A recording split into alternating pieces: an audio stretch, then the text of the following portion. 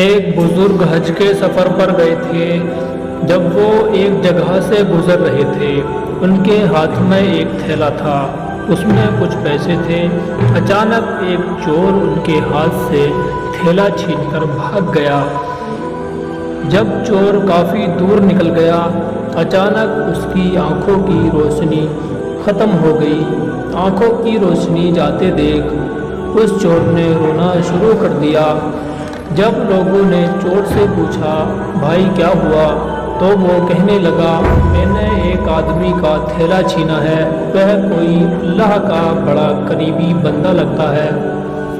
میری آنکھوں کی روشنی چلی گئی، خدا کے لیے مجھے اس کے پاس پہنچا دو تاکہ میں ان سے معافی مانگ سکوں۔ جب لوگوں نے پوچھا یہ قصہ کہاں پیش آیا، تو وہ کہنے لگا فلاں نائی کی دکان کے قریب پیش آیا۔ لوگ اسے اس دکان پر لے گئے اور نائی سے پوچھا کہ اس طرح کا آدمی یہاں سے گزرا ہے، آپ اسے جانتے ہو؟ اس نے کہا، مجھے اس کا گھر تو پتہ نہیں، ہاں مگر نماز کے لیے وہ آتے جاتے رہتے ہیں، اگلی نماز کے لیے پھر آئیں گے۔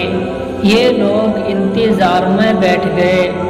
وہ بزرگ اپنے وقت پر تشریف لائے۔ لوگ چور کو ان کے پاس لے گئے تو اس چور نے جا کر ان کے ہاتھ پاؤں پکڑ لیے کہ مجھ سے غلطی ہو گئی، گناہ ہو گیا، نادم ہوں، شرمندہ ہوں، میری آنکھوں کی روشنی چھن گئی، آپ اپنے پیسے واپس لے لیجئے اور مجھے معاف کر دیجئے تاکہ اللہ تعالیٰ میری آنکھیں ٹھیک کر دے۔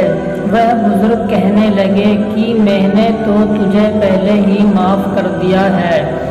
یہ سن کر چور بڑا حیران ہوا، کہنے لگا، حضرت میں تو آپ کا تھیلا چھین کر بھاگا اور آپ کہتے ہیں کہ معافی مانگنے سے پہلے ہی معاف فرما دیا۔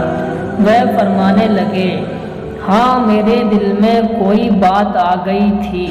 فرمانے لگے، میں نے ایک حدیث پڑھی جس میں نبی اکرم صلی اللہ علیہ وسلم نے فرمایا کہ قیامت کے دن میری امت کا حساب پیش کیا جائے گا تو میں اس وقت تک میزان کے قریب رہوں گا جب تک میرے آخری امتی کا فیصلہ نہیں ہو جاتا، اور میرے دل میں یہ بات آ گئی کہ اگر میں نے اس چور کو معاف نہیں کیا تو قیامت کے دن یہ مقدمہ پیش ہوگا، اور جتنی دیر مقدمے کا فیصلہ ہونے میں لگے گی اللہ کے نبی علیہ السلام کو اتنی دیر جنت کے باہر رہنا پڑے گا۔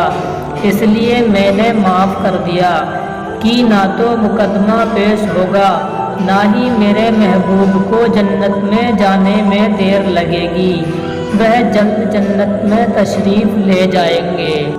اسلامک ویڈیو دیکھنے کے لیے ہمارے چینل کو سبسکرائب کریں۔